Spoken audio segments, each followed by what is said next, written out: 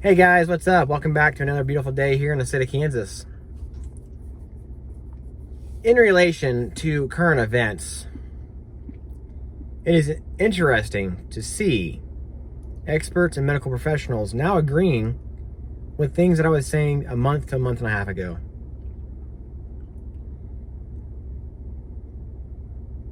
It is time to open our country up. Specifically for me, the state of Kansas. It is time to open up. What we are experiencing right now, this pandemic, is a two-sided coin where both sides have a horrible outcome if they go wrong. But we can kind of mitigate it. If we continue to stay closed, if our society continues to stay closed, business owners cannot make money. People are going to start having more issues than just financial issues. Somebody who is financially dependent upon their business that has been closed by the government will ultimately have to close up shop. What are they going to do? I can guarantee you there's going to be a lot of suicides. There's going to be a lot of mental health cases coming after this. Which I said this in a video a couple weeks ago. I was listening to a podcast with a doctor from, I don't even know where she was from now. She was saying this will be worse than the Great Depression in related to mental health cases. PTSD is going to be out of this roof higher than it's ever been. We already have record unemployment. Okay, guys. That is not good to begin with. But it's here. And people want it to stay that way. People are wanting our country to stay closed. Because, well, if we open up, people are going to start spreading this disease. Now, here's that other side of that double-sided coin that has a bad outcome if we do it wrong. If we open up, yes, more people are going to contract this disease. More people are going to become susceptible to this disease. But the reason why we need to open up now is because we've already been out a month, closed down, but 6 weeks to 2 months out, there is no immunity in the community being built. We have been closed up so tight, which it could have got a lot tighter, but we have closed up so tight that now we are not allowing our body to naturally become immune to this virus. Now, that's not to say that you're not going to catch a mild case of it or a severe case of it. Now, for instance, this has been asked, it's been brought up in the medical community. Back somewhere from September to December of 2019, there was a large number of individuals who had flu-like symptoms. They were tested for the flu, but they tested negative.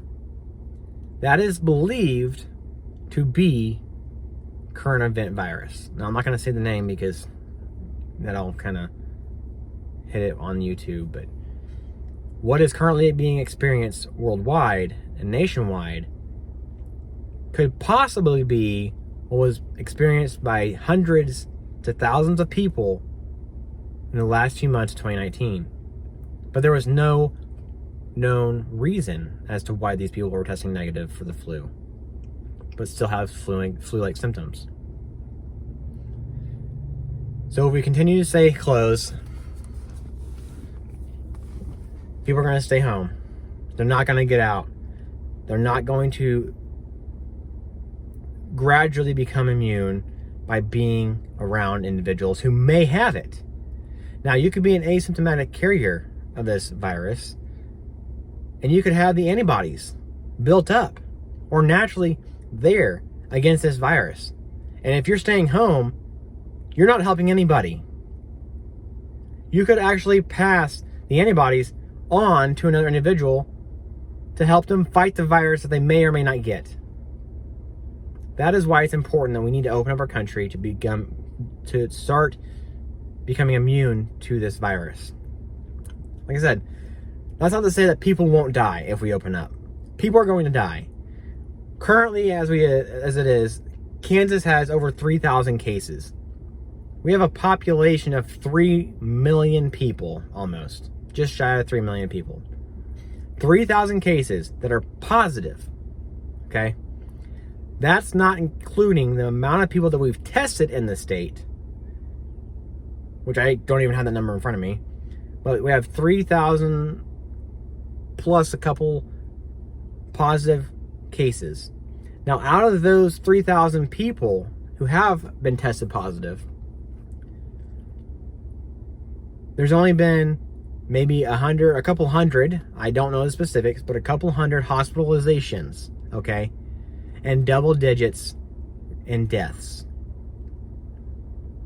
Now, there's always the possibility of underlying causes in related to the deaths and related to this virus.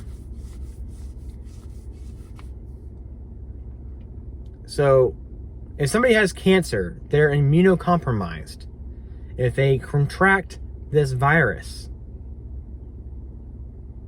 and they die in this time, it's not going to be classified as their cancer killing them, but this virus killing them.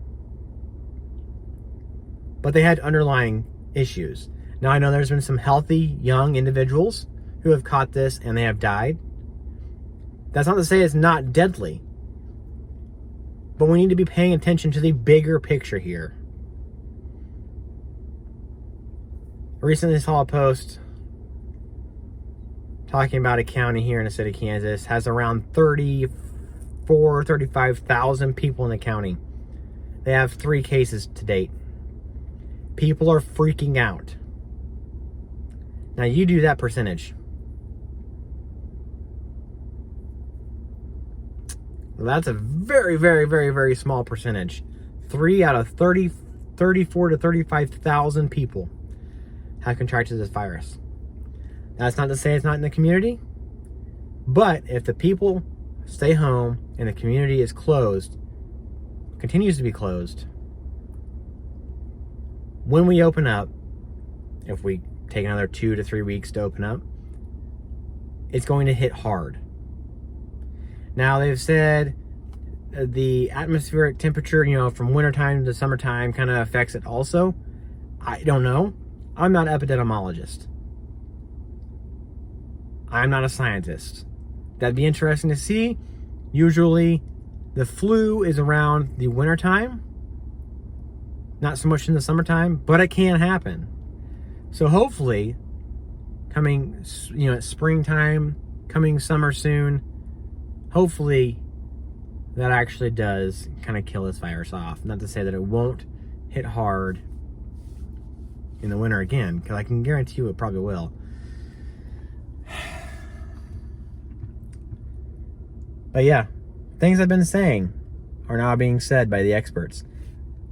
There's a video with two doctors from a hospital in California. They're emergency room doctors. They shared statistics in relation to the state of California, their county, and their hospital. And these 2 doctors who have 40 to 45 plus years collective time working in the healthcare system are saying it's time to open up because it's going to get worse. People aren't even thinking. The people who don't work in healthcare aren't even thinking about the people who aren't normally in the hospital right now. Now, I know we've got a large selection of selective surgeries we've cut out in our personal hospital. Knee replacements? No, we're not doing them. Shoulder replacements? Not necessarily. I mean, like things that can be pushed off for a little bit longer. We're not doing those cases. And it's really weird too. The heart attacks, they're not coming in. Well, I mean, they are, but not in the numbers we see daily. Strokes, they're happening, but they're not. It's just not as much. Those who are in diabetic ketoacidosis, they aren't coming in. Your alcoholics who are withdrawing aren't coming in. That comes up to another point. Who aren't you seeing die after this? The homeless. Homeless individuals, now this is not scientific proof, live in dirty environments. This is just a thought. Are they immune to this virus? Because, not to say that there hasn't been any homeless individuals get this, but you would think a part of society, such as the homeless community, would be the first ones to get this, or most susceptible. But I haven't seen any cases myself. Not to say that there aren't, but think about it. Who's dying from this versus who's not? Anyways, a video to provoke thoughts. Do some research. I'll post a couple of good informational videos down in the comment section, or the about section. I urge you guys to watch those videos and to listen to what these experts who are seeing this every single day are saying. See you guys later. Wash your hands.